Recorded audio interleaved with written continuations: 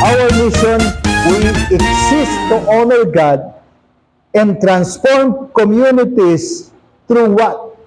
Through a spirit-filled disciple-making disciples. No? Sabi doon, we exist to honor God. Worship. Honoring God is worship. So, ang ating existence, the purpose of our existence is what? To honor God, to worship God. Para siya isambahin, para siya parangalan, para siya dakilain. And second part is to transform communities. Para baguhin, i-transform yung mga komunidad, ang mga lipunan na nasa ating paligid, the group of people in our surrounding, through what? Sa pamagitan ng ano? Sabi po dito, kadugtong, through a spirit-filled disciple-making disciples. No?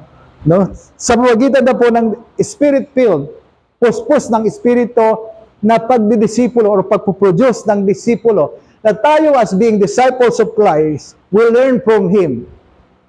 And we open ourselves, we make ourselves open for learning from Christ.